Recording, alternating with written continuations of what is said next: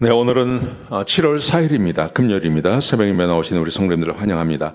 말씀 나누기 전에 공동기도 제목으로 기도하시겠습니다. 배옥준 집사의 뇌졸중을 치료해 주십시오. 언어가 회복되고 오른쪽 팔다리에 힘이 생겨나도록 해주십시오. 권하자 집사가 다시 걷도록 해주십시오. 이승학 성도의 뇌종양 치료가 잘 되게 해주십시오.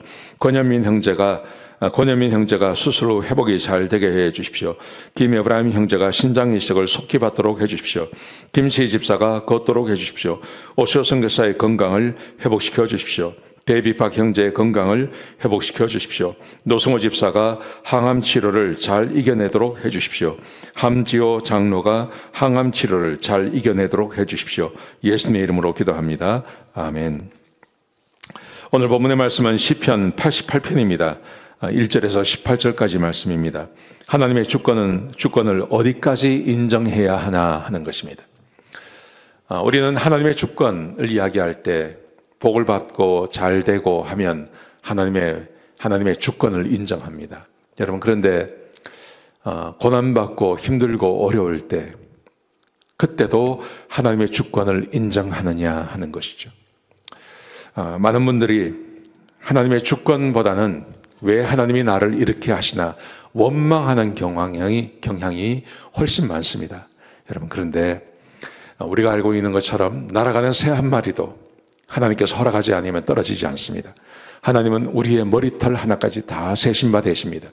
세상의 모든 것들이 하나님의 주권 아래에 있습니다. 하나님의 주권을 벗어나서 할 수 있는 일은 아무것도 없습니다. 심지어 사탄도 하나님께서 명령하신 것만 할 수 있는 것이죠. 우리가 잘 아는 것처럼 욥기를 보시면 드러나지 않습니까? 사탄이 욥을 괴롭게 할 때 하나님이 허락하신 것 한도 내에서 할 수 있었던 것입니다. 여러분, 그러므로 우리가 고난받고 힘들고 어려울 때 그것도 하나님의 주권 아래에 있음을 믿으셔야 하는 것입니다. 오늘 본문에 보시면 그런 말씀이 기록되어져 있습니다. 오늘 본문은 아주 특이해요. 우리가 지금 시편을 계속 보고 있는데요. 시편에 보시면 하나님께 탄원하는 기도가 있어요.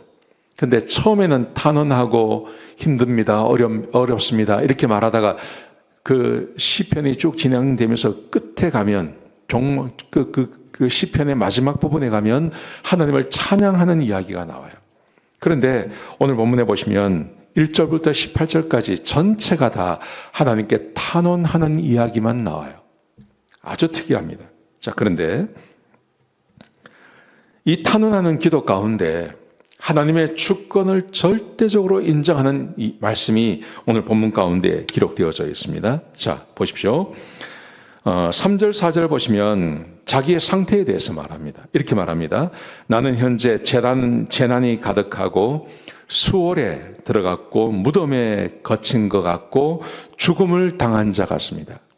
굉장히 어렵고 힘들다는 말이죠. 죽임 당한 자 같은 그런 상황에 있습니다. 자, 그런데 이게 어디서 왔냐 하는 겁니다. 이게 어디서 왔냐. 오늘 6절에서 9절까지 보시면 하나님이 나를 그렇게 합니다.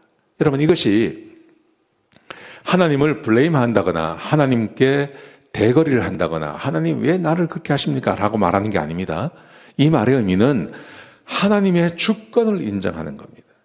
여러분, 하나님께서 허락하지 아니하시는데 어떻게 이 시편의 기자에게 고난이 올 수 있겠습니까?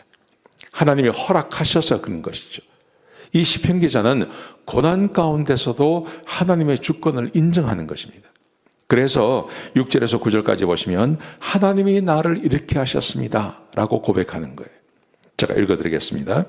6절에 보시면요, 주께서 나를 깊은 웅덩이와 어둡고 음침한 곳에 두셨사오며, 7절에 보시면요, 주의 노가 나를 심히 누르고 주의 모든 파도가 나를 괴롭게 합니다. 이렇게 주께서 나를 이렇게 하셨습니다. 이게 하나님께 원망하는 게 아닙니다. 하나님의 주권을 인정하는 것입니다. 여러분, 우리가 병들고 혹은 내가 원치 않는 일이 벌어졌을 때 이게 왜 벌어졌나? 그때 우리가 한 가지 기억할 것이 있습니다. 하나님이 허락하지 아니하시면 그런 일이 벌어지지 않습니다. 어떤 일도요. 어떤 일도. 머리카락 하나 빠지는 것도 하나님의 주권 하에 있다는 것을 기억하셔야 됩니다. 여러분, 오늘 이 고백 너무 좋습니다. 자, 그래서 그 다음 말씀해 보시면 10절과 10절부터 12절까지 말씀하시면 이렇게 말합니다. 그러므로 하나님, 너무 늦기 전에 나를 좀 회복시켜 주십시오. 그러면서 이런 말을 합니다. 죽은 자는 하나님을 찬양하지 못합니다. 시체가 어떻게 하나님을 찬양할 수 있겠습니까? 나는 하나님을 찬양하기를 원합니다. 그러니 하나님, 나 좀 도와주십시오. 얼마나 겸손합니까? 하나님의 주권을 인정하는 거죠. 여러분, 우리는 종종 내가 세상의 주인인 것처럼 살아갑니다. 잘 되고 평탄하고 모든 것에 문제가 없을 때, 그때 마치 내가 세상의 주인인 것처럼, 내가 모든 것을 다 할 수 있는 것처럼 그렇게 내가 살아갈 때가 있습니다. 그런데 고난이 와야 사람은 내가 주인이 아닌 걸 알아요. 그래서 어쩌면 하나님께서 우리에게 고난을 주시는지 모릅니다. 내가 통제할 수 없는 상황이 내 앞에 딱 닥칠 때, 그때 우리는 하나님의 주권을 인정하게 되는 것이죠. 여러분, 그러므로 고난받을 때 꼭 기억하십시오. 하나님이 주권자임을, 하나님이 나의 왕이심을, 하나님이 세상의 주관자이심을 꼭 기억하셨으면 좋겠습니다. 자, 그러면서 13절부터 18절까지 말씀해 보시면 그가 이렇게 말합니다. 하나님, 고난이 너무 깁니다.